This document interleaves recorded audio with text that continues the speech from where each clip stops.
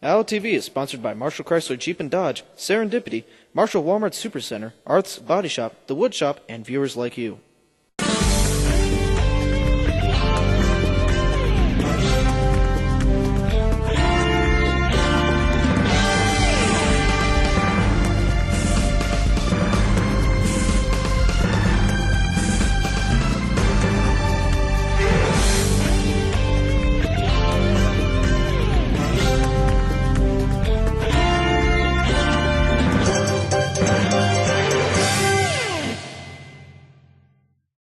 Welcome to this week's edition of OWLTV. I'm Max Kindred. Caitlin, you look differently today. Yeah, I'm dressed up as a cowgirl for Halloween. What are you supposed to be, Max? Well, I'm wearing my Go Ceilings t-shirt, and that makes me a ceiling fan.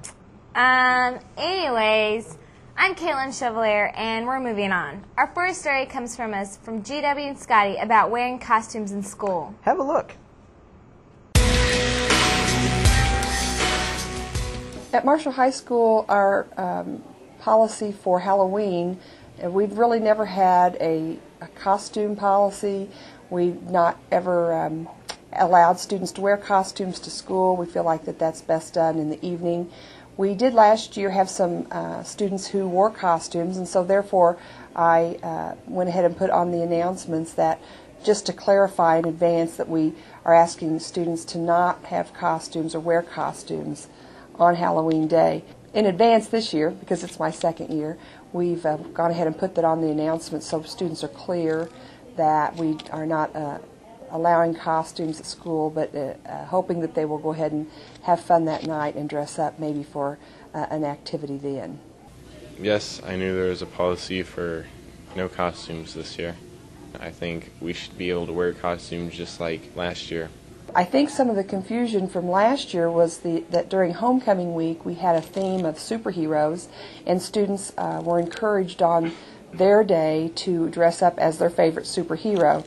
That was, just like this year, followed very closely by Halloween, and so I think some students were not clear on the fact that we didn't do costumes.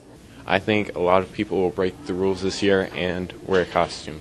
If someone does come on that day in a costume, then they will be asked to call their parent and to wait in the office until their parent brings a change of clothing. We want to try to be fair and consistent, and part of the issue is that students in costumes can be pretty disruptive to the learning environment, and we're here to learn, so we will make sure and enforce that and make sure that students, if they do get confused and show up at school in their costume, that they will have to either be sent home or a parent will come with a change of clothing. So, I guess that's why we weren't allowed to wear costumes. I guess it would have been distracting to see Superman sitting in class. Well, we all know that you're the real Man of Steel. That I am. Up next is a story from Trey and Joel and myself talking about the nursing class where one man stands alone. Here it is. Here at the Saline County Career Center, we have a practical nursing class where one man in a career field dominated by women is shattering the feminine glass ceiling. Well, it's interesting, just the stuff they talk about and stuff, and it's just awkward sometimes, but most of the time it's just cool. I've been a CNA which is a nurse's aide, for about a year, and I know 2 male nurses aides. A lot of residents respond more to male nurses because they see less male nurses than they do female nurses.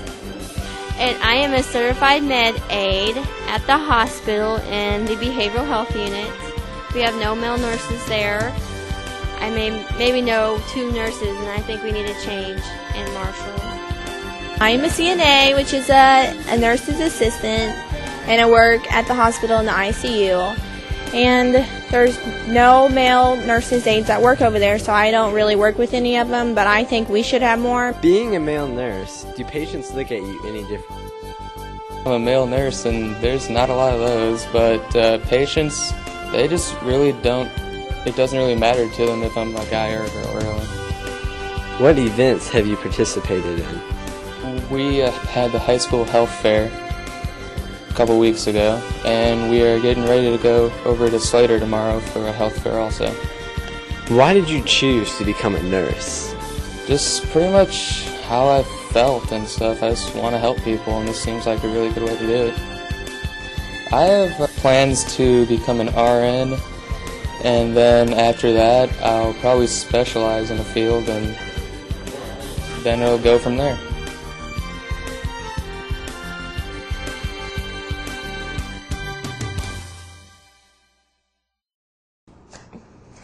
That was an interesting story. Yeah, we thought so.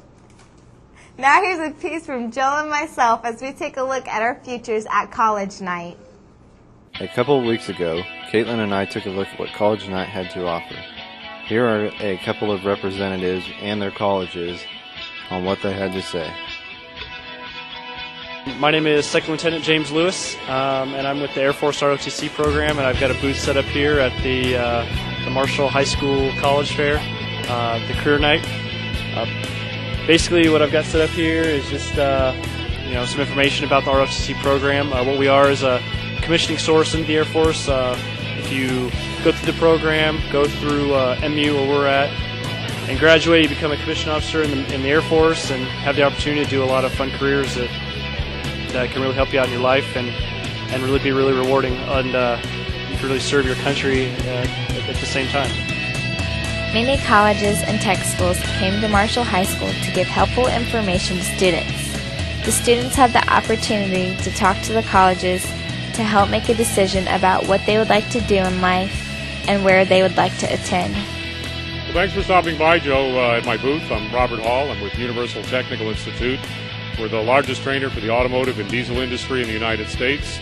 We have 10 schools around the country: automotive, diesel, transport refrigeration, hydraulics, collision paint repair, refinishing. We're the only school in the country with NASCAR, and we're the only private technical school that actually has factory certified programs in their catalogs. So for any young person who wants to move up into the automotive or motorsports industry, we'd be happy to talk to you. My telephone number is 417-833-8884. Give me a call and I'll give you some more information.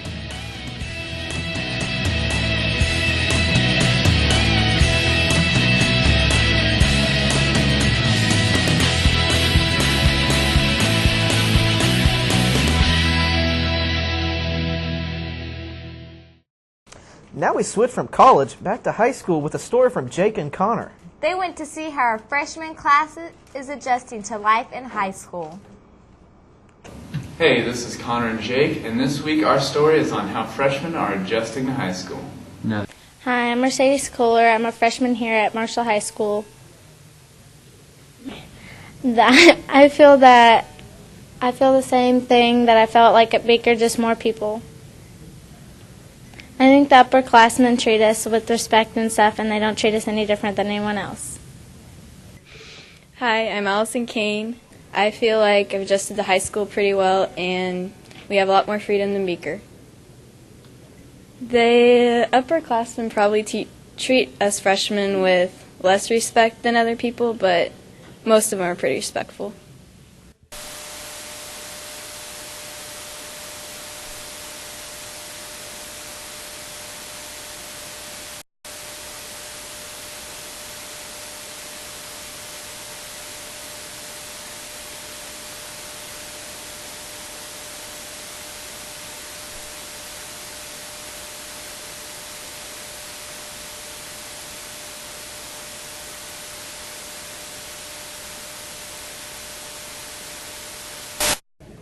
I'm Quaid Heb. Marshall High School does give you more freedom. Bathrooms are cleaner here, and food is better, per se, sometimes.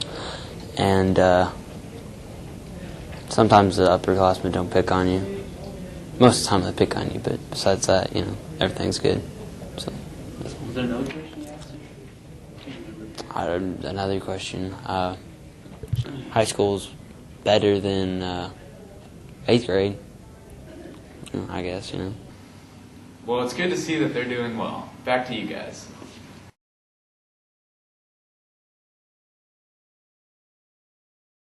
A nice inside look at our freshmen.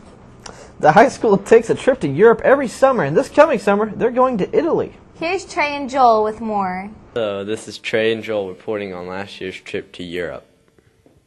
Well, we went for 10 days to New York, London, and Paris. We visited Notre Dame and Big Ben, Parliament, the Eiffel Tower, and we also, while we were in New York, saw the Statue of Liberty and Ellis Island and went up to the top of the Empire State Building.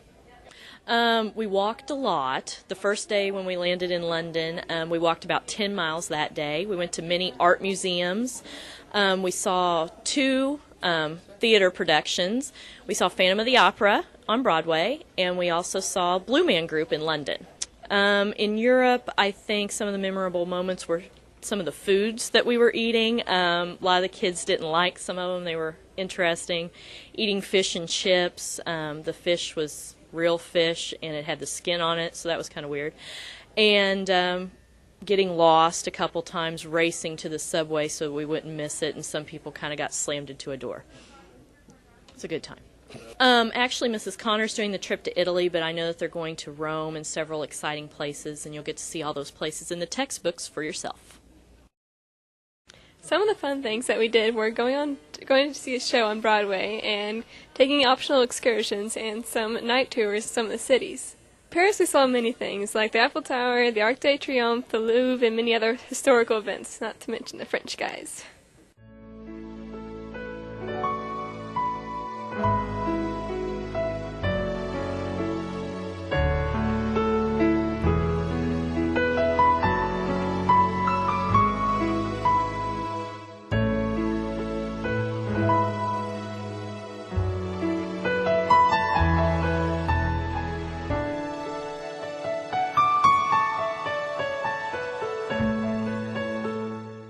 I'd love to go on that trip to Italy. Me too. Well, next up, Matt, DP, and Jeremy did it again. That's right, they used their creative minds of theirs and came up with this.